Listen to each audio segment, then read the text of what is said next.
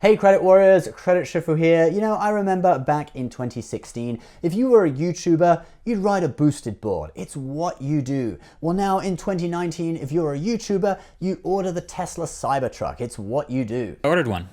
Well, I put down my $100 refundable deposit that holds my place in line. I did a thing last night. After watching nonstop videos, reading nonstop articles, and researching every aspect of this fine, odd piece of machinery, I decided to reserve a spot to order the upcoming Tesla Cybertruck in 2021. I am going to put a deposit, so... You just got 100 on it. It's only 100 to reserve it. So all those people ordered it, and I must admit, I have succumbed, and I decided to go ahead and order the Tesla Cybertruck. Okay, the most ridiculous looking vehicle I think I've probably ever seen, but I'm going to give you the reasons why I ordered it. It's actually quite well thought out and practical. So yeah, let's talk about it. And I know we normally talk about credit cards on this channel, so this is something a little bit different. This video, you know, it's kind of related to finance because a lot of people are looking at Tesla stock and looking at how they run their business and their business model, etc. So there's still kind of a little bit of a link there. But anyway, just come with me on this journey talking about my recent order of the Tesla Cybertruck. So if you don't know, you can put down a $100 deposit for the truck, and it is fully refundable. So if at a later date you decide that you do not want to purchase the truck, purchase the vehicle, you can actually get your $100 back. Elon Musk said like 12 hours ago, as of the time of recording this video, that 250,000 deposits had already been taken, 250,000 orders. As of how many people will actually get the truck, you know, maybe only half will actually end up buying it, but certainly a lot of people are interested in it. So what drove me to think that it was actually a worthwhile vehicle to buy? Well, first of all, if you don't know, I recently moved to upstate New York, or Orange County, New York. It's about an hour and a half north of New York City. It's very, very countryside-y. It's not suburbia, it's totally countryside. So there are a lot of winding roads. It gets a lot of snow in the winter. You can ski up here. It's really cool. Recently, I've been skiing in New York State and in Vermont. And oh yeah, we've got a new ski channel, Generation Snow. So if you are interested in skiing or snowboarding or whatever, do check that out. I'll put the link at the end of this video. We went to Killington, Vermont last weekend. Got a video from there. But anyway, moving on. So you do get a lot of snow here. So I've been looking for a more rugged, like 4x4 type vehicle for the winter and just in general to use here because it is a little bit more treacherous, the roads, the driving here. And I looked at a lot of options, so I test drove both the Jeep Grand Cherokee and the Jeep Wrangler. Grand Cherokee, I've rented it before. I do like it. It's a good vehicle. But, you know, I've been looking for something a bit more unique. And when I drove the Grand Cherokee, I thought, you know, it's nice and comfortable on the inside, but on the outside, it's really not rugged enough. You know, I want something that has massive tires, okay? The wheel arches on the Grand Cherokee really limit the size of tire that you can actually put on it. And, you know, it also doesn't seat 6 people. And I've been looking for a vehicle that seats 6 people, okay? Because when you have 2 kids and you put them in the back in car seats, and then I've got Mrs. Credit Shift in the front, it really means I can't carry any other passenger because, you know, there is a space in the middle between these 2 car seats, but the person who sits there, it's like they're sitting there in pain, squashed by these 2 car seats, okay? So with a 6-seater, you could have 3 adults in the front in relative comfort, 2 kids in the back, and then if you want an additional guest, you know, you could potentially have another one in the back in between 2 car seats, but you know, really, it's going to be 3 adults in the front, 2 kids in the back, okay? That's, once you have kids, you have to start thinking about these things. Anyway, I test drove the Jeep Wrangler as well. That was rugged enough on the outside, but actually it's a bit small on the inside. It's not that big, so that's the reason why I didn't want to go for that. I've also been thinking about the new Ford Bronco that's coming out next year. I'm waiting to see what that's going to be like. But, you know, once I saw the Cybertruck, I was like, wow, this ticks quite a lot of boxes, even though it looks ridiculous, okay? I mean, it looks ridiculous in a cool way, you know, it looks like a futuristic military vehicle, which it's certainly going to turn heads, certainly going to be something unique. So, you know, kind of like having a Hummer, you know, when you see a Hummer on the road, you're like, wow, that's cool, man.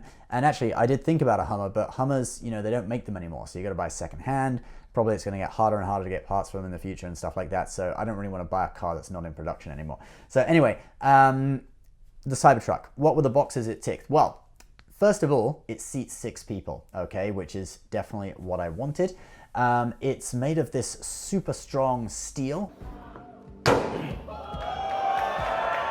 which wasn't something I thought about, but after I saw that, I was like, wow, that's really cool. It's apparently bulletproof, which is not, you know, something I asking for, since when I drive around here, it's not like I'm getting shot at constantly, even at all. But hey, you know, if it's bulletproof, that's definitely a bonus, right?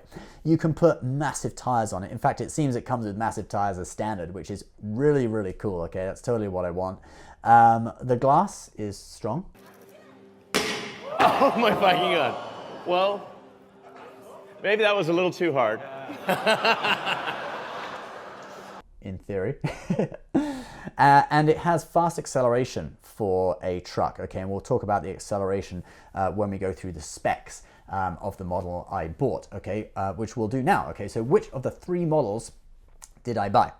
Well, I actually went for the middle model, okay? So if you go for the entry-level model, which starts at $39,000, which is super cheap, but it's not all-wheel drive. It's just 2-wheel drive, 1 motor. So, you know, it's not really what I want. I definitely need all-wheel drive. So I went for the middle model. It has 2 motors. It does 0 to 60 in 4.5 seconds, which is actually very fast, especially for a truck. So if you want some comparison, the car I drive now, which is a Ford Fusion SE 2014, 1.5 liter turbo, small engine, but it's got a turbo. It's 8.6 seconds, 0 to 60, which is actually pretty slow, okay, as high performance. You know, if you're going for a high performance car, 8.6 seconds is pretty slow.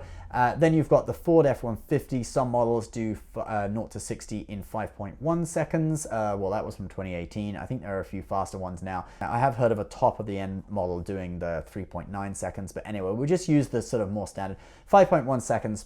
So 4.5 seconds is still faster than the F-150. It's, you know, half the time pretty much of my current car. And you know, this is a truck, right? I'm not going to drive it like a sports car. I don't really need the highest end model that does 0 to 60 in 2.9 seconds. It's probably overkill for me. I mean, I'm going to be driving my kids around in it, okay? All right, let's move on. So towing capacity as well. The towing capacity of the middle model is 10,000 pounds. Now, that's another reason for me not to get the high-end model, just to get the middle model, because I'm not even planning on towing anything, let alone something weighing more than 10,000 pounds, okay? The high-end model is 14,000 pounds it can tow. The middle model is 10,000 pounds. That's fine for me. The only limiting factor I feel on the middle model is the range is a little over 300 miles, okay? The high-end model is 500 miles. So that is definitely something limiting. That would be more worrying if I lived probably further into the middle of the country or further into upstate New York where it's more countryside. I feel like here we're still close enough to the city to have Tesla charging stations, superchargers, you know, reasonably close. You do sometimes see EV charging stations around. So I'm not super worried. You know, the car has a GPS that it'll show you where the charging stations are. So it's not perfect. It's a smaller range than my current car. My current car is 400 miles on a full tank of gas. This is 300, but I think it's acceptable. All right. Now, I think if you bought the lower end model, it really wouldn't be worth it. It'd be a bit disappointing. I feel like a vehicle like this needs to have all-wheel drive, and the lower end model isn't. But I think probably for me, the high end model will be a little bit overkill. If I had, you know, masses of money that just, it wasn't an object to me, yeah, I'd definitely go for the high end model. But while I'm still trying to think, you know, I want something that's good value and practical and, you know, what I need, but not going totally overkill, I feel like the middle model is fine for me, okay? So those are my reasons for putting down my deposit on the Tesla Cybertruck. I'm probably 70% sure that I probably will get it, but it is a refundable deposit. So if I decide I don't want it, I can just get my money back. So it's not really a big deal. I've got until 2021 to decide and, you know, think about how I'm going to pay for it, either save up the money or I'm sure, you know, Tesla does financing anyway. So yeah, there's plenty of options. Now I will say one more thing about the model that I ordered. I ordered it with the full self-driving capability, and that cost $7,000 more. But I think that is important, okay? Because look at it this way, you're gonna get this vehicle in 2021. You're probably gonna keep it for about 5 years or so. So that's 7 years from now will be the last time that you drive it. I think certainly by then, or even 3 or 4 years from now, self-driving capability is gonna be a lot more common. And you're gonna regret it if you didn't buy it with full self-driving. Now, the autopilot comes as standard. That's the one where you have to touch the wheel every minute in order for it to stay active. So you do have to still be alert. Full self-driving, that costs $7,000 more, but they let you know that they will not raise the price on you if you order it now and confirm it. So, you know, the way I see it is that's kind of like future-proofing. I think 3, 4, 5 years from now, it's gonna be so standard that you'll regret that you didn't buy it. So I would recommend, if you are interested in this vehicle, I would recommend to buy it with the self-driving capability. That's just my opinion, but you know, you guys can leave your opinions below. There's only one weird thing about this truck that I don't like, and that's the marble dashboard. It looks like a sort of like kitchen countertop kind of thing. I mean, I guess if you have the full self-driving capability, you could sit there and chop carrots and prepare your lunch on this countertop while it's driving itself. Just getting there. But anyway, it looks a bit weird. I hope they're going to give some other options like maybe suede or leather or something like that, because I think it's a bit weird to have a marble countertop in a vehicle. All right.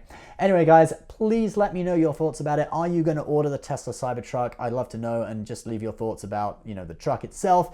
I didn't go into any of the sort of environmental benefits or the cost benefits. I know that, you know, obviously using electricity, it is going to be cheaper than gas. As for the environment, you still have to generate that electricity, so obviously there's still going to be pollution created by it. So I'm not really sure about it. You'd have to get a scientist to really go and like go through it and think about whether it is you know, advantageous or not. I know there are tax incentives, but Tesla is actually on the way to losing its incentives, and that may even be finished by the time that I actually get this truck. It probably will be, so I haven't really thought about the tax incentives in it. Basically, this order for me was more based off the fact that it just looks freaking cool, and I want it. All right, guys, thank you so much for watching. We will have more credit card related videos for you coming out in the next few days. Please subscribe if you're new, leave a comment below. We'll see you next time. Bye-bye.